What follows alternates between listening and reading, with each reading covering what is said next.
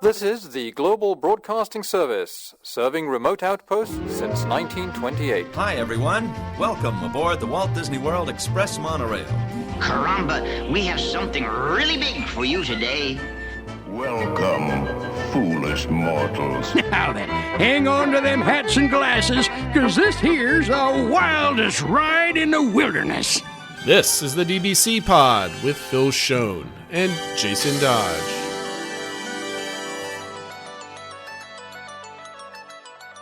Everyone, welcome to this week's pod. This show for the week of October 16th, 2023. Happy 100th anniversary, Phil. Yes. I mean, not of the show, but not of us. Of the Disney company. We're going to talk a little bit about, I think we're going to kind of focus around the 100th and a little bit more trip planning updating for me.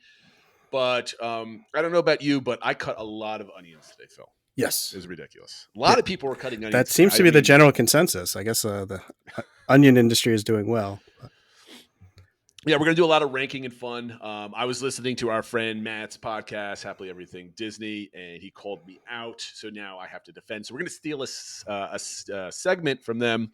We also kind of hashed it out on Discord as well. But I have to defend myself, Phil, in audio format, not just text. So we're going to do that. That's ranking all the retractions post Pandora, or Pandora and further. Right. So we're going to talk about that. But first, if you were watching anywhere on TV last night, on ABC, I guess they were showing Encanto, but beforehand they did a Disney 100 animation short, which was all the Disney animation characters and a nice little, I think, was it 15 minutes long, something like that? It was, I think it was only about 10. I heard that they actually did a full, like the full version was 13 minutes, but then what actually got released is a little shorter.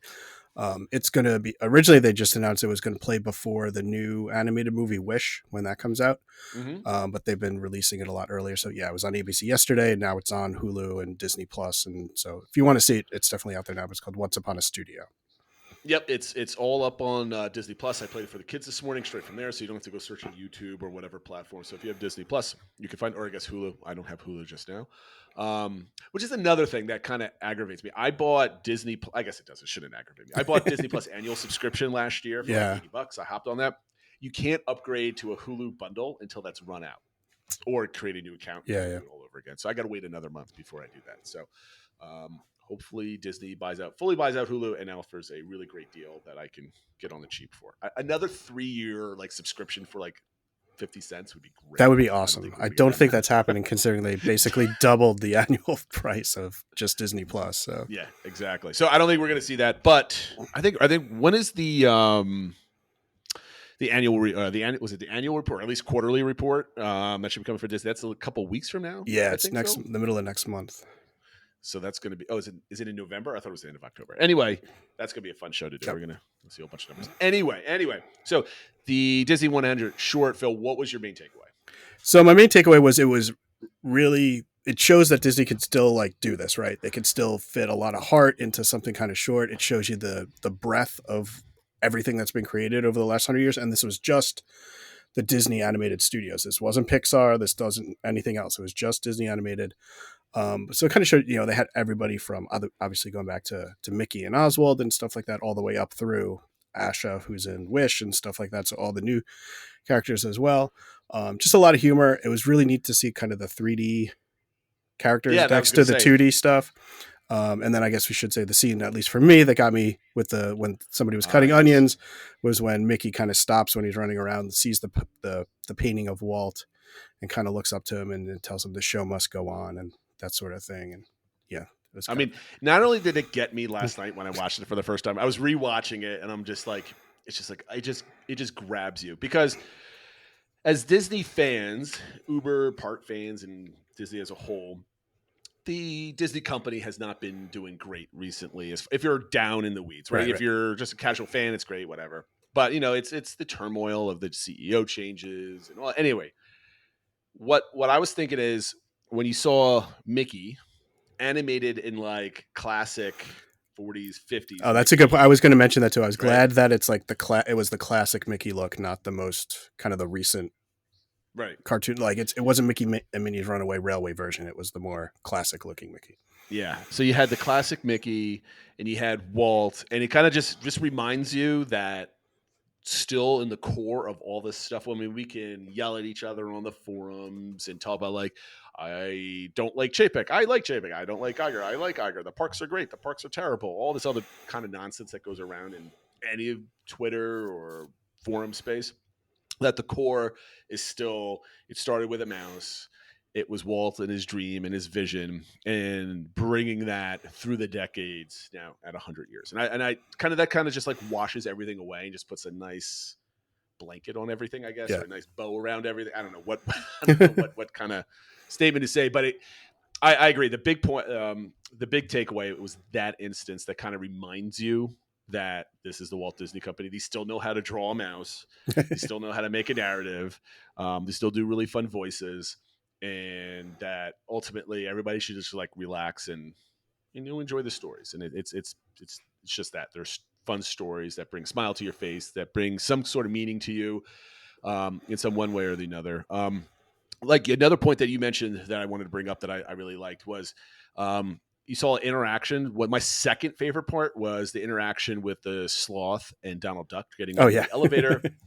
I mean, you don't often get angry Donald, right? It's always Donald waving, having fun, or being maybe a trickster in the parks or whatever. But you don't get that really angry Donald that just gets frustrated, that wants to like go rah at everybody. I'm not going to do a Donald Duck voice because I can't. But I loved all the interaction with the characters. I liked the touch when Peter Pan was kind of flying with the children. They kind of did like that, like jackknife dive from like a little circle. I like how they positioned things like that. And I don't know, I think it was just some really great touches. And I bet you there's, if you spend 100 hours staring at the video, there's probably like 1,000,001 Easter eggs that you don't get at like first glance and stuff like that. Was there anything else that you really liked that you noticed? Just that they did include, I think somebody from every one of the films. So, it was neat to see like kind of the lesser known things, like the characters from Atlantis or Treasure Planet and stuff like that you just don't normally see. Mm-hmm. But you saw all of them, or at least a reference to each of the movies in there. So it was fun to kind of point out all those things. And then at the end, when they're taking the photo of everybody, it obviously, and they've released now, I think through Entertainment Weekly, like a high res photo of that last scene, so you can kind of try to point out all the different characters and stuff like that. Yeah, the one thing I might be failing as a father, but like how the rooster from Robin Hood is kind of like lounging in the O, above of everything. My kids were like, and there's just a random rooster playing an instrument. I'm like, no, that's from Robin Hood. I'm like, I've shown them Robin Hood. I just, I guess it's been too long since we've watched it. But that kind of brings us to what I wanted to, was your idea, which was pretty great. I'm going to let you go first on this one. So obviously they brought out all the characters in the show. Disneyland Paris had 100 characters come out and kind of parade around and kind of do a song and dance, which was really awesome. If you haven't seen it, go check out Twitter or YouTube. It's out there all over the place. But we wanted to pick 10 characters that fully represented 100 years of Disney. This was your idea. It was absolutely fantastic. I put a caveat on it, which might help us kind of frame the discussion a little bit better. Yeah. So I broke it into tiers. I said, okay, let's put our top 3, our second 3, and our bottom 4. And I cheated just a little bit. And I put a list on in our show notes, but you kept yours secret. Correct. So since I spoiled everything, we'll let you go first. All right. And I will criticize you for leaving somebody out, of course. Yeah, of course. And I think jumping ahead, this is going to be our DVC engagement topic. So I added to the show notes this. You can tell us how wrong we are with our list and stuff like that. Yes, please. So like Jason said, it's supposed to be kind of stretching across the whole 100 years. So obviously, it'd be real easy to put in the top 10 like the Fab Five or whatever, but that takes up half the slots. So you kind of have to think about like, okay, who's representing the different phases of the journey across those 100 years. So my tier 1, I'm going to have Mickey Mouse first. I think that's not going to be a controversial take, but that's shared. Yes, that's my first one on my list, of course. Then second, I put Snow White, just because I thought the first feature-length film that's what really got the studios going, and it made it what it was beyond just doing shorts. And then I tried to think, well, what kind of was a more recent version of that? And I thought from the Renaissance, when that kind of like restarted the studios and kind of reinvigorated them. And the one that kind of kicked off that was The Little Mermaid. So I put Ariel. So my top 3 are Mickey Mouse, Snow White, and Ariel. See, I was thinking along the same lines, but I also didn't want to put like all princesses Yeah. almost on the first level, other than Mickey. So my tier 1 is Mickey. I mean, I think that's the obvious, like you just said. Yeah. The second one, just because I'm Walt Disney World fan, I put Cinderella. I think Cinderella has probably, even though Snow White was the first huge hit that got them on the map, that started the ball rolling, and I don't disagree with you. I think Cinderella is a more prominent character, at least from my my frame of reference and everything. So I put Cinderella just because her castle's in our favorite park. And Yeah, all I this definitely other think Cinderella stuff. is more prevalent when you think about the parks. I was thinking about the studios, like the actual studio Yep. where they're at. It's all like all the roads are named after the dwarfs and stuff like that. So that's kind of why I went Well, I there. mean, But I had no, Cinderella in my I honorable mention, so I don't disagree okay. completely with Cinderella. Well, I'm just showing you what influences me Yeah. when I think about Disney animation. And my third one is Tinkerbell, because I think she just kind of deserves a little spot all by herself. So what is your, unless you want to disagree with me, what is your tier 2? No, I mean I kind of said like why I put Snow White versus Cinderella. Tinkerbell I actually have in my tier 2, so I think that Okay. makes sense that Tinkerbell's there. She's big influence, has all the the Pixie Hollow movies and all that sort of thing. And I think that's another great example. Like who else from Peter Pan or Pinocchio? I wasn't really sure who to pick. I think Tinkerbell is a great example. I put Donald Duck. At one point, he was even more popular than Mickey Yep. Mouse and all the military stuff and on the planes. So I thought he was there. And then it came up again when they were showing like the most downloaded movies and stuff like that. And Moana is still in like third place and stuff like that. So as a more recent one, I put Moana in my tier 2. Okay. I agree with a lot of that. My tier 2 is what? Okay. List off your tier 2 altogether again. So I have Donald Duck, Moana, and Tinkerbell. Tinkerbell. Okay, so obviously we agree on Tinkerbell. We just kind of it's like I have Tinkerbell number 3, and if I put where would you put Tinkerbell in your tier 2? Would that be the top of the tier or the bottom of the tier? I had it listed third, but I mean it's definitely in the tier 2. I'm just so, curious. Yeah. Okay. So my tier 2 is, again, I'm thinking like book ending. Like I need somebody to represent modern Disney animation, and I put Anna and Elsa as one character. And I know this is cheating. I said I cheated, Yeah. but to me, it's like you saw them in the 100 short. They're walking together. You very rarely see them separated, other than Let It Go sequence. Right. But to me, that they're so paired together, I think I kind of blend them together. And if I had to pick one, obviously you have to pick Elsa, only because it's the title character. That type of thing. So Anna and Elsa. My second one is Donald Duck. I also agree with you. If you want to listen to a couple things, you can go Google Donald Duck and World War II, or you can go back to one of our DVC engagements from a long time ago. We kind of talked about it for a couple episodes. And then my third one is, you have all these wonderful characters, and I like you said, you can't just put the Fab Five because that's half of them. But I kind of almost put all of them because I felt kind of bad. So I put Minnie Mouse. Like you can't have Mickey without Minnie, and I felt bad, but I'm like, I can't crowd out tier 1 because it requires more stuff. So I put Minnie Mouse in my tier 2. Okay. Altogether. So comments or tier 3 from you? So not too many comments other than you cheated. So I tried to keep it to individual characters, and so that'll be referenced in my tier 3. So in my tier 3, I had Minnie Mouse. So that she made my list just in tier 3. I kind of put one of the Fab Five in each of my tiers. So I went Mickey, then Donald, then Minnie Mouse. Okay. Then I wanted to get Frozen on there somehow. And I did the same thing. It's like, well, I guess I'd put Elsa, but it's weird to have Elsa without Anna. So what I decided to actually do in my tier 3 was I put Olaf.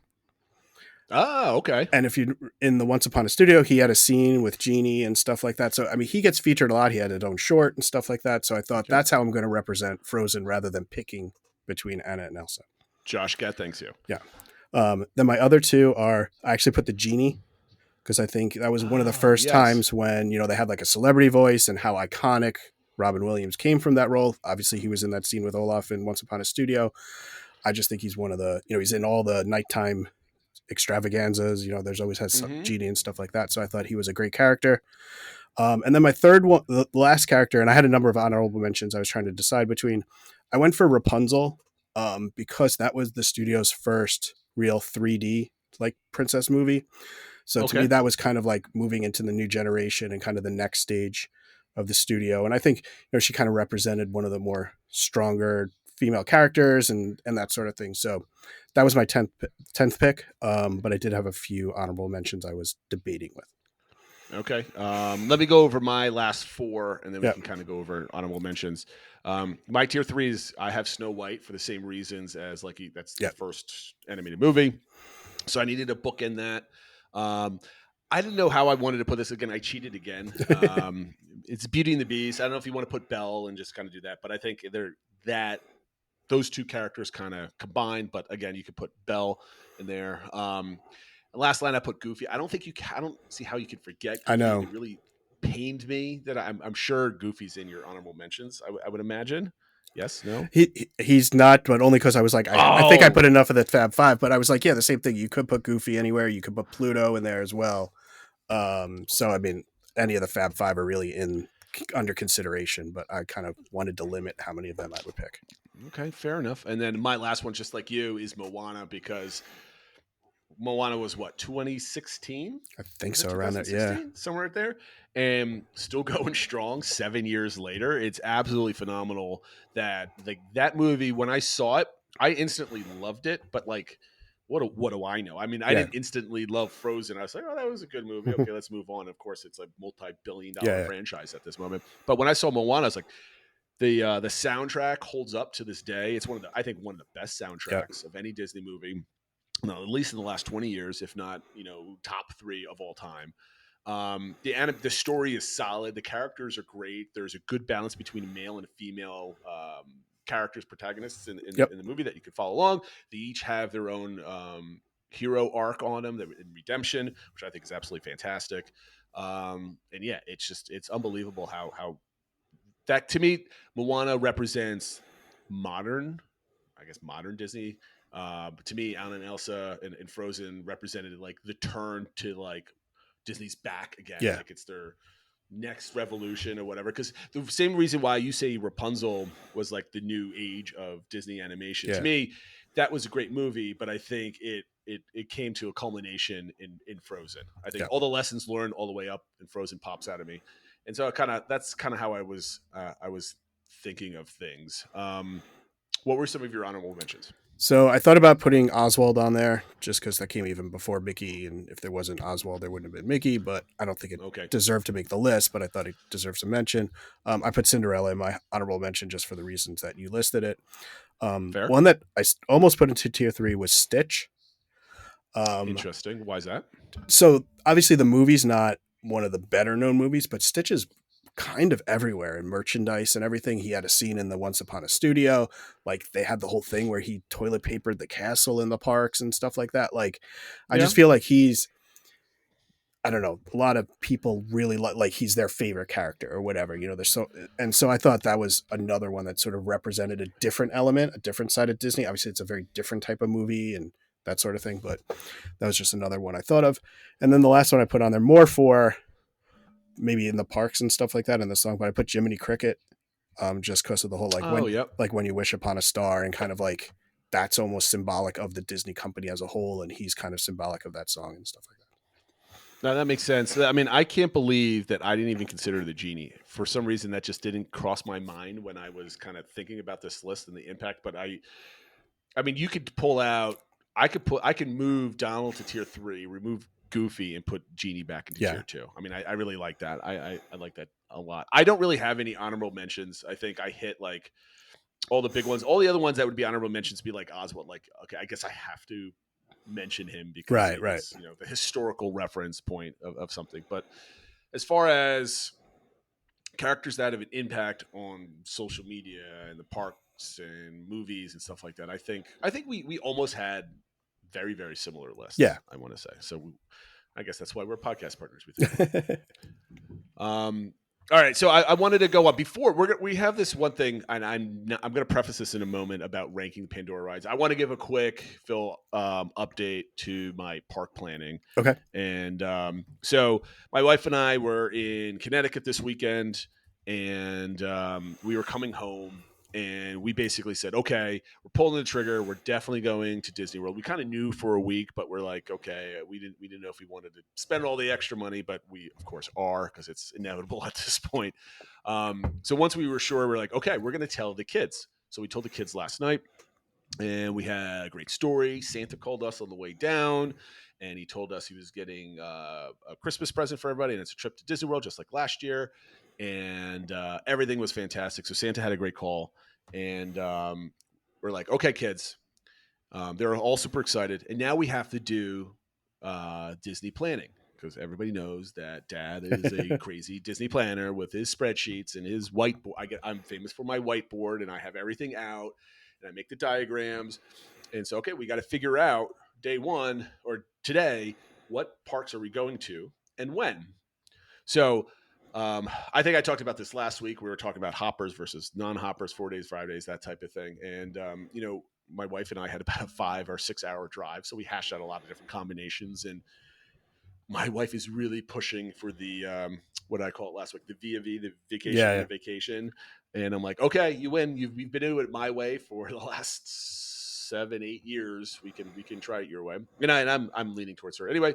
So we decided, I went to the kids, and you made fun of me in Discord earlier today. And I said, okay, we can either do all 4 parks plus the party, or we can do, we could drop a park, and why not we do Epcot twice? My son immediately said, no, I want to do all 4 parks. I'm like, okay, why do you want to do all 4 parks? And he kind of whatever. And kind of says Star Wars, the main place. He just wants to do it. I'm like, okay. He's not the biggest Star Wars fan, and doesn't dislike Star Wars. It's just not in front of him. Right. My wife is not a fan of Hollywood Studios, only because it gets crowded. There's a lot of walking in between things. It's not a whole day park unless you really want to kind of stretch it out.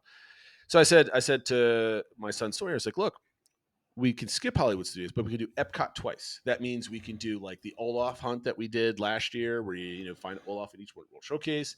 We could do Guardians of the Galaxy twice. We can, do all this other stuff. And he's kind of like, you know what? Yeah, let's do that. I want to do that. And I'm like, okay. And my young oldest daughter already wanted to do Epcot twice anyway, so she was happy. So I know you made fun of me as the dad that can convince my kids to do anything, right? As you can. How did you put it? I put it as like, oh, well, you mentioned also like between doing the other park, do we drop Animal Kingdom or Hollywood Studios? The way you're phrasing it's like, well, we could do Animal Kingdom, and they have Pandora, which you love, and then we could come back and we could do night swimming, which is going to be great, or we could do the dumb studio if that's what you want to do. Yeah, exactly. The one thing we were definitely not going to skip was Animal Kingdom, only because we wanted that night of like relaxation and swimming and stuff. I know the kids really like that, so that wasn't it. So the way it works out, so there is we're there for 6 full days, not counting travel dates, and there are 4 out of the 6. There are 4 party nights during that week. So there's not many options. So we definitely did not want to do the party without the resort day afterwards, right? Sure. We're gonna go to the party, sleep late, and not have to rush to anything, right?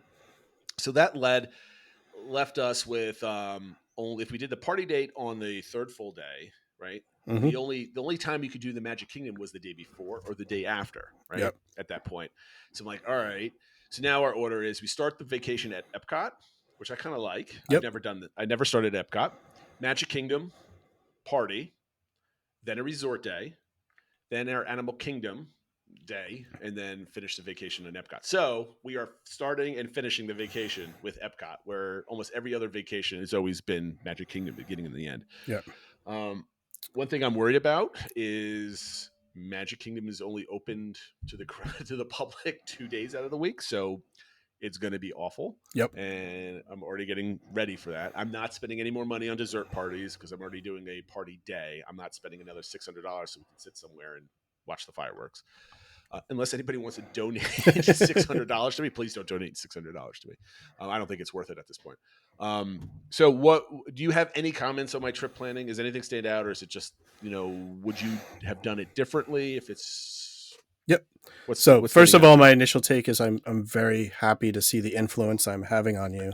Yeah, Now that, yes. that you're starting and ending the trip with Epcot the way God intended it.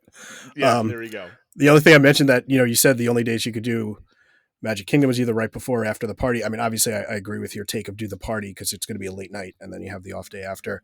Just mention that when we went in August, we had our Magic Kingdom and party day back to back. And I remember that. It wasn't necessarily ideal or what we wanted to do, but I thought it worked out fine. You kind of are in Magic Kingdom mode, and anything you didn't get to that first day, you could do during the party and stuff like that. So I think that'll be fine.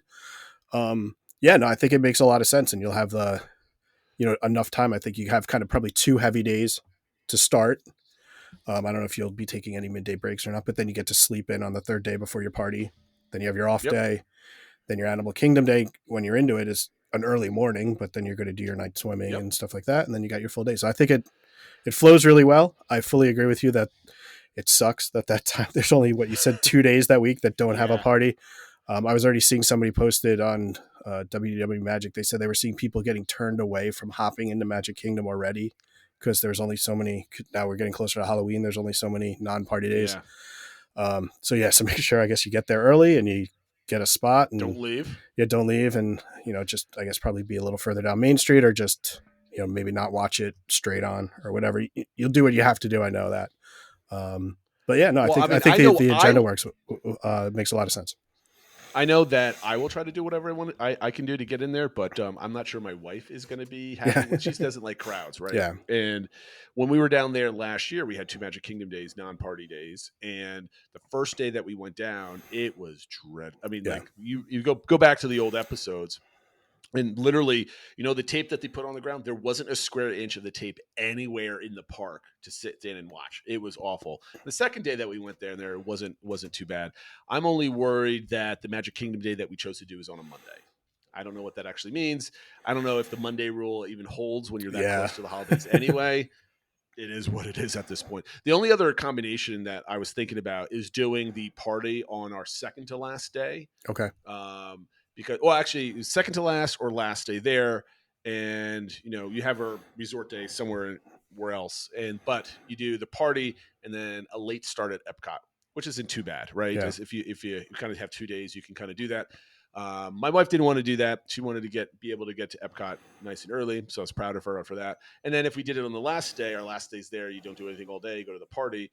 But then we're waking up and going home. Yeah. I don't know if we want to have like a 1:00 night and then, a 16-hour drive home the next day type of thing. So I think the only way to do it is there. And it's going to be interesting. We're going to have, like you mentioned, a half day of relaxation before the party, a full day of relaxation, and then a whole evening of relaxation. I don't know what my brain is going to do. Like, I haven't done a lot in the last couple of days. What's going on? But it should be interesting. And I think we're going to get plenty of vacation. So that's my update. We're doing no ADRs. Our ADR day is technically tomorrow, I think, is our 60-day mark for it. The only other thing I was thinking about booking, but we're not doing Hollywood Studios, would be either Oga's or Sci-Fi drive-in. So we're not doing any of that. I think the only other thing that we want to do is a sit-down meal, Skipper's Canteen, and I think I could find. Yeah, you don't have to worry about that. Yeah, the only other thing I was going to ask you about ADRs was if you were going to think about doing a dining package for Candlelight Processional, or we're not doing Candlelight this year. Okay, or if you were thinking about a dining package for one of your Epcot days for the new fireworks show. No, I mean, we're doing the Christmas party, so I'm not doing any. Because we're doing that basically takes all of our budget away for sure character dining or anything else like that. I don't want to do character dining. I think our family is over character dining, especially since we've done it so much in the past. I kind of just want to either explore new food or finally be able to get to, like, for example, our Animal Kingdom day, we're going to go to like the Nomad Lounge and hang out and, relax and have some snacks and some drinks. And then Skipper Canteen and Magic Kingdom. And then we're just going to, I want to be able to get to Satuli's Canteen for the first time in like 4 years. So we're going to do that. So anyway, that is the update. But more importantly, again, driving up to the wedding this weekend, we put on Happily Everything Disney. Now this episode's about 7-10 days old. It came out a week ago, a little bit longer than a week ago. And I finally got a chance to listen to it. And so they had the whole show was ranking all the rides from Pandora to Tron.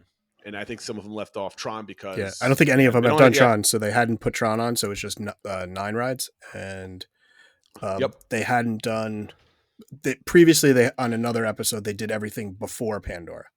Right. So this was kind of part 2 of it, where they're doing the 9 rides that have been open since Pandora and then Tron. Yep. So they made a mention, and we'll go over my list in a moment, that I rank Millennium Falcon. I don't like calling it Smuggler's Run. I just call it Falcon, right? The Millennium Falcon, Smuggler's Run, higher than Rise. And all three of them on the show called me out, like, come on, what's wrong with you? I'm going to call them out that all of them ranked all the rides basically the same, and it was a boring show. Ha. I want to defend myself, right? So everybody, obviously, there's no wrong answer here. Sure. It's all in good fun. I love this type of stuff. And we put our listings in Discord, but no one challenged me on this. So I was kind of like, granted, I put my list in Discord after they had recorded already. So this Matt called me up because I've said this before in Discord. So anyway, we're going to go through our list. Now, Phil, how do you want to do this? You want to go like number by number? Yeah. Well, back up? Yeah. Do you want to start at 10? Do you want to start at 10? Wait, you haven't done Tron yet. So should I take Tron out of my list? Take Tron out of your list and bump everything up, if that makes sense for your listing. Sure. So we'll start at number 9 and go all the way up. And I think almost everybody's 9 and 8 are basically the same. Yeah. So what is your number 9? My 9 is Alien Swirling Saucers, AS2, as opposed to calling it ASS.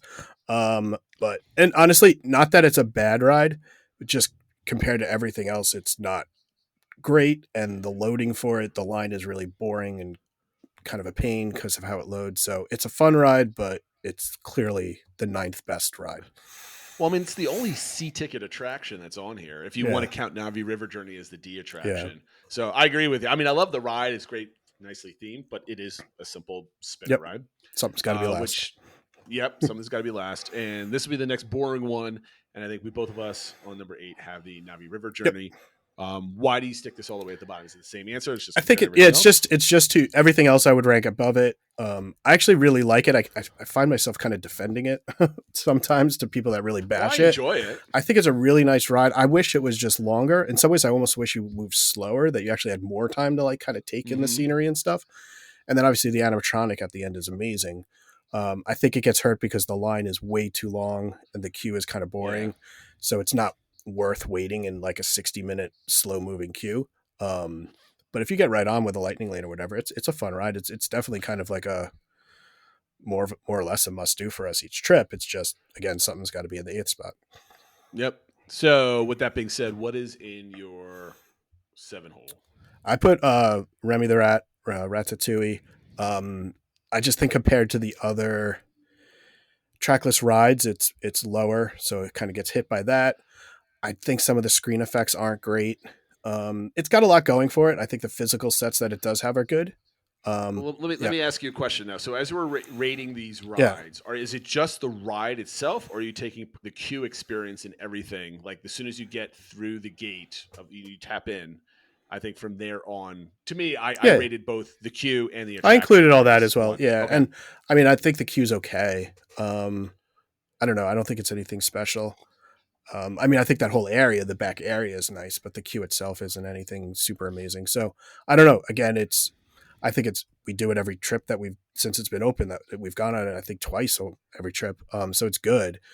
But I just like the other rides better. So you're comparing that to everything else, and it's just, that's where we are. See, I have Remy rated higher, and I will rebut this when we get to my ranking. Okay. But my number 7 is Flight of Passage. Now, people are going to be shocked, like, oh my God, Flight of Passage, it's one of the best rides ever. It drives millions of people to Animal Kingdom a year. To me, if this was 6 years ago, Flight of Passage would have been top 3, probably top 1 attraction. The reason why I rank it so low is A, the queue is a mess, right? It's very long. It's somewhat boring. I get irritated now when I have to stand on my square and get scanned for that whole thing. So it loses the points for that. But mostly the reason why it comes down quite a bit for me is because the screen is all blurry now. I've been on it twice. Three times last year in 2022. And I thought the first time I went on it in the summer, it's like, oh, my glasses must have messed up. It's like something's wrong, right? Like I forget. I think I was sitting in the left side of my row on the right side of the screen. So I was somewhat in the middle. I wasn't like warped in the end, whatever. I'm like, huh. And then in December, when I was there with our family trip, it was the same effects. I'm like, I didn't get 2 bogus glasses in a row.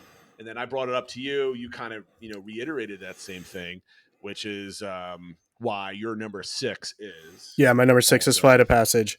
I mean, again, I guess it's going to make for a boring podcast, but I fully agree with what you said. If this was 5-6 years ago, like when it first came out, it was like maybe my number one ride at Yeah. all of all. It was like the most immersive I've ever felt. Like you felt like you were really in there. And now with the deterioration of the quality of the video, it just takes you out of it. This last time we rode it, we were in the lowest level all the way to the right. And I found I could see kind of the other bays, and I almost like was Yep. spending more time looking at how the mechanics worked of the other people riding it Yeah. than I did actually riding this, watching the screen and stuff. So I still think it's a really great ride. I love the vehicle like that you're on and how it makes it, actually breathes and it's stuff wonderful. like that. Yeah. So to me, and that's why I have it ahead of Remy. I would still pick this over Remy. But it's definitely coming down in the list versus where it was. And I guess it kind of just shows you like how dependent on technology some of these newer rides are, that in 5 years or whatever, it's already showing its age. I mean, it could be anything from like a bulb on the projection that needs to be changed, Yeah. or it has too many hours, or I doubt it's the screen that's deteriorating. I think it's the projection Yeah, itself. yeah. It's the It is image, what it it's the is. film or whatever. They need to update it to digital. And honestly, it's another projection ride. Like they could update it to a new ride, right? I mean, it's just it doesn't have to always be the same trip, right? So no, I like that. So my number 6 is Slinky Dog Dash. Now, I love this ride, right? It is, it's an amazing attraction. To me, this is kind of like, it just fell into this slot. There's no reason why it's at 6. Everything above it, I would probably choose to ride before Slinky Dog Dash at this point. There's nothing wrong with it. I have an amazing fun time every single time. The length of the queue sometimes kills the excitement for me because the queue is awful, and I have had terrible experiences of just standing waiting, because I've done Lightning Lane and I've done Standby twice for this in the last couple of years, and the Standby just kills it for you, and you're just kind of standing there forever, and all the switchbacks. Yeah. There's really nothing to keep your attention. It's hot as heck. There's not a lot of shade. And the worst part is when you're in the Standby, when you go all the way around, you're like, I'm almost there. And then you get that final 2 switchbacks, and then you go, it's just like, there's too much. So that's why it kind of drops me. It's mostly the queue. But again, the ride is absolutely amazing. So that would be my number 6. What is your number 5? My number 5 is Millennium Falcon Smuggler's Run. Again, these are all rides I like. I think this is almost underrated. I think because it got denoted as like the secondary ride for the land, but we always have a blast doing it. We've gotten into some arguments when we ride it as a family, but we usually are leaving it laughing and talking about how we did and stuff like that. I think it's definitely something I think that is better to do as like a group versus only 1 or 2 people, and then you're in there with strangers and stuff like that. And some of the positions, like if you're with other people and you get stuck as the engineer, I think that makes it kind of a less than experience. And again, I think it's another ride where they could update the mission. We've done the same mission a lot. Yep. So I think that takes away from it a little bit too. So why some other things are ahead of it for me, but I still really like it. It's a fun ride. So I'm picking my number 5 spot. I am picking the other Star Wars ride in that land with Rise of the Resistance. I think the queue is better than the attraction itself, especially assuming the attraction actually works. So it kind of gets dinged a little bit for me. Don't get me wrong. I love entering the shuttle. I love when you get boarded. I love, the interactions with the cast members. I think it's absolutely fantastic. I love when you go into the interrogation room and you're do we have to do spoilers? I think at this point we can talk about it. Yeah. And we walk right into like your ride vehicle. At that point, the ride itself, the ride is absolutely fantastic. I was blown away by this attraction the first time I did it. To me, for whatever reason, the repeatability of the ride itself is still good, but it's not like all the way up there, which is probably everybody's top 1 or 2 ride that's probably on their list. And I think it was everybody's 1 or 2 from Matt's show. Just kind of reviewing everything so far at number 5, I think our only agreements are basically Flight of Passage, Navi River Journey, Alien Swirling Saucers.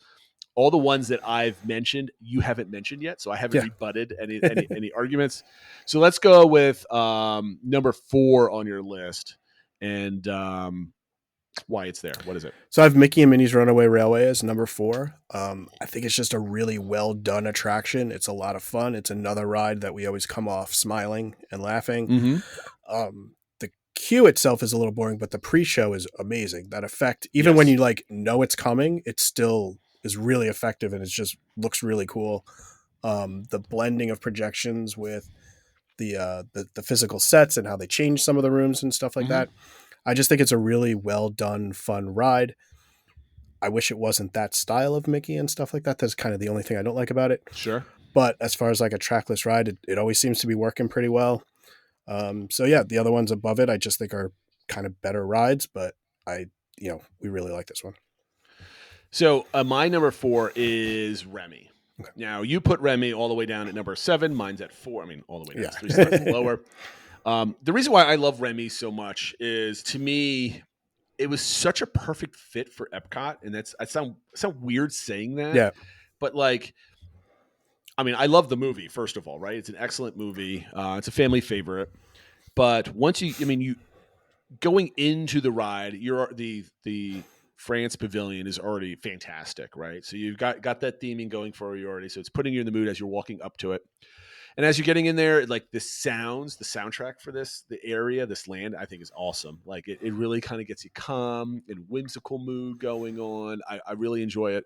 The queue is, nothing special, but for some reason, like the light levels, the music, you hear Gaston go on. He has some of his different lines. I think it's just absolutely, it just calms me down. It just kind of puts it's not particularly like, yeah, I'm very happy. It's just like, it's like a nice little happy place, right? And so the ride itself, like you said, I absolutely love it. I'm okay with a lot of the screens. They do a pretty good job with some of the effects. I like some of the 4D effects with a little spritz of water and the mop effect and all this other type of stuff. I wish it could be a little bit longer, but I think it's absolutely a phenomenal ride. It just kind of makes me feel at home. And I've only done it as the first thing I do when I step into Epcot, because usually I'm at Caribbean Beach, right through the International Gateway, and it kind of really sets my mood for the whole day. And I really enjoyed it. And that's why I put it up as number 4, because it's just like a feel-good ride, right? You don't have to have an amazing ride vehicle like Rise of the Resistance or Millennium Falcon or Flight of Passage, but really good storytelling and setting, I think, also can kind of equate that a little bit. I'm going to go right to my number 3 just because it mirrors your number 4. So my number 3 is Mickey Minnie's Runaway Railway. We're basically the same here for the most part. The only thing is I love the soundtrack to this. Right? Yeah. I come out of that ride humming that tune for like the next for sure. hour. I absolutely love it. And I love the pre-show detail where you're kind of explodes, you're going into the cartoon. I think that's so well done. My kids absolutely love it. The cast members typically do a really good job of kind of getting you ready for it and kind of whatever. And the best part is, you have the really boring queue in the theater section, but once you get into that ride, there's only about 3 switchbacks, and something like it's pretty fast. So now you got all the bad waiting out of the way. You got the pre-show, and then you got a lot of kinetic and a lot of good. They did a good job decorating and everything else like that. So you kind of hear the music a little bit. So that just kind of makes me super duper happy. So what is your number 3? So my number 3 is Slinky Dog Dash. I just think it's a really fun family coaster. It's got enough thrills to kind of keep people excited, but pretty much everybody in the family can do it. I'm probably a little biased just because my youngest loves it so much, and I have all these memories of her just like giggling and screaming about this is so much fun and blah blah blah. And like I love it at night with the lights going on. It brings a lot of kinetic energy to the area. So to me, it's almost, I know the land as a whole maybe isn't as much as it could be, but this ride's almost like the perfect example of that type of ride. And I just think they did a really good job with it. I agree with you about the queue. I will say we tend to individual lightning lane it, or just, we don't wait like hours for it because we just think it's worth it. Or now, I guess now it's Genie Plus. So that's always the first one we get. So that probably impacts our view as well. If we were waiting 60 minutes for it constantly, maybe it would be a little bit lower, but yeah, it's just a really fun ride. And the whole family, like, it's always one of those, like, what's a priority for us? And it's always like somebody says, we got to go on that, that sort of thing. So, like, if you look at my list, Slinky I have at number 6. Yeah. And every ride above it, 1 through 5, and 3 is Mickey Minnie's, 4 is Remy's, 5 is Rise. Yeah. I would wait on a longer line for those experiences over Slinky. Like, if Slinky hits, if I'm doing standby only, and granted, I've done lightning lanes for most of the time, except for once. At 40 minutes, I'm walking away from that standby line. Like if it's under, I'll wait. If it's over 40, but if it's 40 minutes for Remy's, 40 minutes for Rise, I'll wait for that at 40 minutes because that's kind of how I'm almost kind of stacking these. Yeah. So number 3 was Slinky for you. 3 was Mickey and Minnie's for me. My number 2 is Millennium Falcon Smuggler's Run. This is one of my favorite rides. If you ask me what my favorite ride was on property last summer, it would have been Millennium Falcon Smuggler's Run. Maybe you can guess what number 1 is by figuring out what I haven't mentioned yet. But I'll go over Falcon. You put it, what was it, number 5 on your list. And for me, yes, the queue is really good. The whole Hondo sequence is kind of lame. Yes, it's the same. You know, there are detractions from it where it's the same story every single time.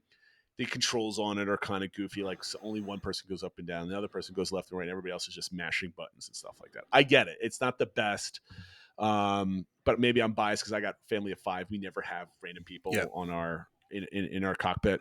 But the one thing that just hits a primal level in me is when you have to pull down that lever and you get smashed into hyperspace. Like to me, like you can put anything before or after that, but just that feeling of like, then you feel the acceleration. It's just, to me, it's just like, I'm like 6 years old again and I'm doing it. I have videos of my son pulling that lever and him screaming like, woohoo. And like, boom, we hit it. And it's just like, to me, that's like, there's no other Star Wars moment you could possibly have than your ship jumping into hyperspace because you're running away from something, right? Like there's nothing else, in my opinion.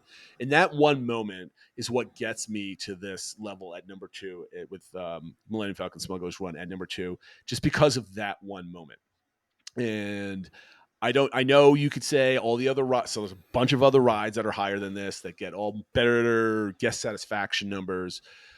You said it well on Discord. If you ask everybody 5 years ago, Rise is so much better than Millennium Falcon. But I think, like you said earlier, those things are kind of equalizing. For me, that's always been. So maybe everybody else is catching up to my opinion, or maybe, I don't know. But that's my number 2. Okay. So my number 2 is the other Star Wars ride, is Rise of the Resistance.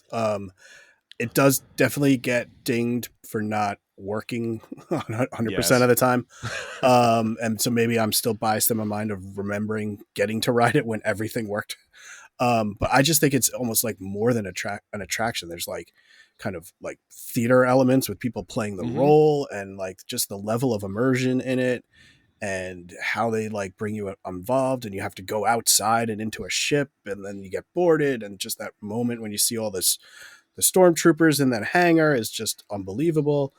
And then you get, detained, and we've had some fun moments talking to the cast about that and stuff like that. I think there's just so much to it that it's just this whole experience that I agree. I'm willing to overlook some things not working. Now, do I wish they would take it down for a bit and at least fix like the Kylo Ren and some of those things? Absolutely. But to me, it's just like such an achievement in technology. I think it's an amazing experience. I think it's worth paying to do it at least once. So for me, it's my number 2, but I totally understand where people dinging it because it's not working up to its capabilities and you want to lower it for that.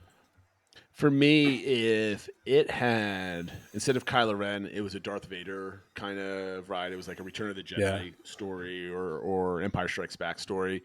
That might catapult it up more on my list. But to me, the queue, I think, I would never have had this opinion after the first or maybe second time I've been on it, but after multiple ride throughs, to me, the queue is better than the attraction itself. Maybe that, again, because a lot of things are in B mode, so maybe that has an impact on it. I don't know. But I'm not taking anything away from anybody that has this up number 1. It deserves to be number 1 or number 2 in a lot of people's lists. But there's that one moment, like I was just ranting about Millennium Falcon. There's that one moment that's just so primal, jumping into hyperspace. I love it so much. And then number 1 on both of our lists was Guardians of the Galaxy Cosmic Rewind, the newest attraction on property. And I think I can speak for both of us. It's just a darn fun attraction. Right. Absolutely. Now, what I've talked plenty about it. I don't think I need to talk any more about it. But you, a couple months ago, just riding it the real way, I guess, with proper music. So, like, how would you compare doing the Christmas overlay last year first, and then getting to ride it with like maybe the appropriate way. Yeah. The second time. So I guess it's kind of good that we got to see the Christmas version when we did, because they're not bringing it back. So maybe that was the only chance to do it. So it was fun to do it. I definitely think it works better with the regular songs than it does with the Christmas, because they never really explained why they were playing a Christmas song. Like, so, but I think it just, like you said, the ride is so much fun. It's so smooth. It's, I guess if you're going to take anything away from it, is some people do seem to get sick from it. It's, I guess the stereotypical thing to say, you're probably not getting grandma on it, that type of a thing versus some other rides. But otherwise, they just did an amazing job. It's got a fun queue with the models and the videos that they play during it. Some cool effects in the pre-show that work really well. And it's just a fun ride. Like, I don't know what else to say. It's like just so well done. I have to say, if this was the first time I rode Rise of the Resistance, the first year it opened or the first year Flight of Passage, maybe they'd be above Cosmic Rewind, just because now I'm seeing some of the warts with that one. Sure. But for now, Cosmic Rewind is working great. Seems really reliable. Has the rewrite ability with different songs. They can hopefully over time they keep adding to them, not just like Christmas versions, just new songs. And yeah, I think the whole family loved it. So, we've been on it. It's only been open twice that we've gone for 2 trips, and we've been on it 5 times. And some of that's paying to do it because we liked it so much. So. Yeah, we'll have a chance to do it 4 times on the way there. Us peasants are not staying for extra deluxe magic hours on this trip. But no, my wife kind of explained it perfectly. It's like a dance party on a roller coaster. And I've never been on a roller coaster that was throwing you through space so fast, spinning you around, but you don't care. You're not like thrilled. You're like excited and also dancing in your seat. It's the strangest combination of things. All right, so those are our top 10. But you had ranked Tron in here because you actually rode Tron. I have not. I'll be on there in 60 days. Where do you put Tron on your list? So my initial reaction is I would put it third, behind Cosmic Rewind and Rise of the Resistance.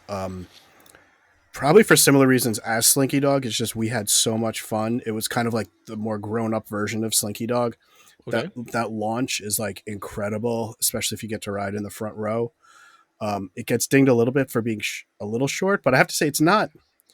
Maybe it was my expectations got set so low because everyone talked about how short it was. I thought it was going to be like 2 seconds long or whatever, but there's actually a bit to it. It's not that short. And the whole scene, especially at night, the area looks amazing. The theming and the music and everything just fits really well. Unique ride vehicle. So I think it just has a lot going for it. And, maybe it's a little, recency bias or whatever, but we had an absolute blast riding it. So I would put it third. Okay. Well, that makes sense. I can't wait to ride it. I can't wait to see if I can get my youngest daughter, would be a week or 2 shy of being 6, to get on it. I think you have to be 40, is it 44 inches or 42 inches? I know it's just, or is it 40? It's 40 something. Anyway, the only ride she was not able to go on height-wise was Rock and Roller Coaster. You have to be 48. I think she's 48. So I have to double-check, but I think she might be able to do it. Anyway, we'll check that out. Before we wrap up the show, I want to remind everybody about our DBC engagement for next week. This one is list your top 10 characters you picked to represent the Disney company for the 100 years celebration. And then last week we talked about, with the new season Behind the Attraction is coming out, what 5 attractions would you like to see this story of? You wrote, you filled in what season 1 had: Jungle Cruise, Haunted Mansion, Star Tours, Tower of Terror, Space Mountain, all the different castles, the Disneyland Hotel, Small World, Transportation, which is next on my list. I haven't seen it yet, in the Hall of Presidents. Some of you guys out there had a couple good ones. Lumpy had said the Skyliner, Test Track, Jungle Cruise, Hall of Presidents, and the fireworks shows.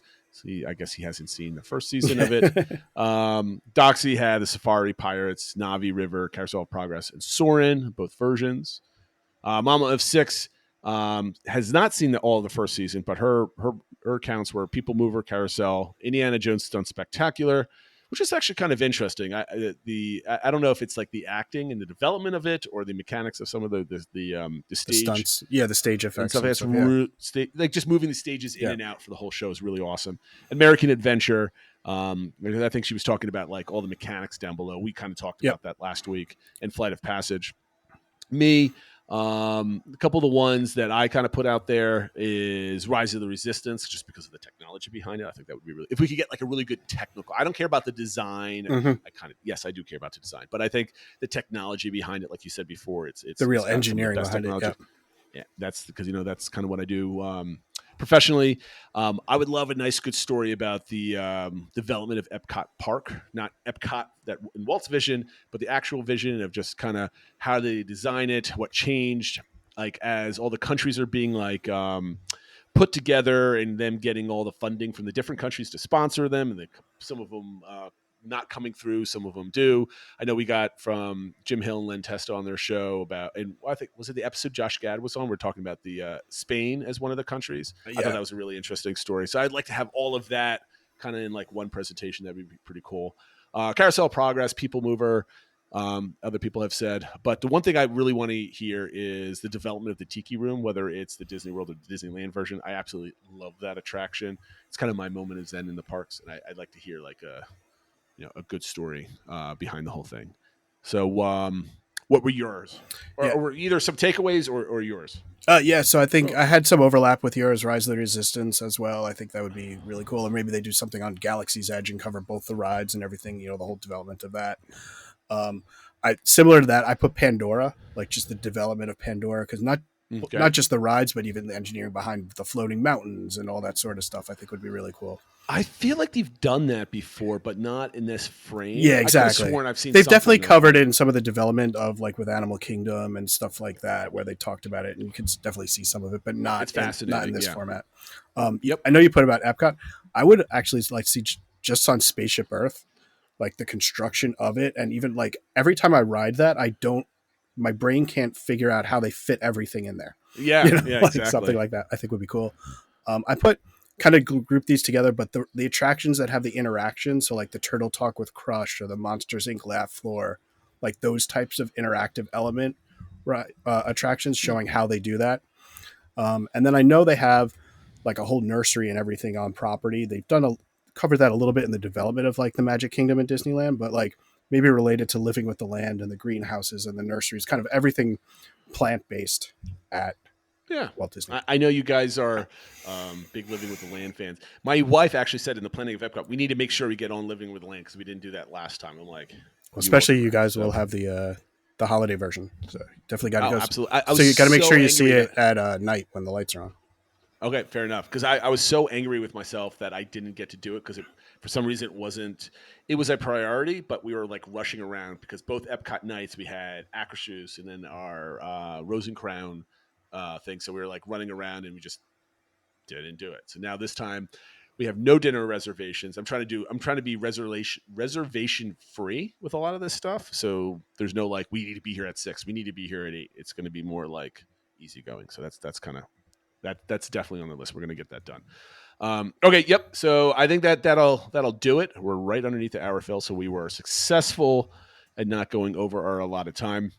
Reminder about our social media accounts: Twitter, X, at the DBC Pod, Instagram, Threads, Facebook, our YouTube channel. Please make sure you jump on Discord. That link is everywhere across our social media platforms. So if you can't find it, go any of the YouTube pages. And while you're there, hit thumbs up. Even if you haven't watched the video, you can still hit the thumbs up. I don't know if you knew that. Go in the description, find the link to all of our social media accounts, and interact with us there. That being said, Phil, I think we're done. Have a great week, everybody, and we'll see you next time. Take care, everybody.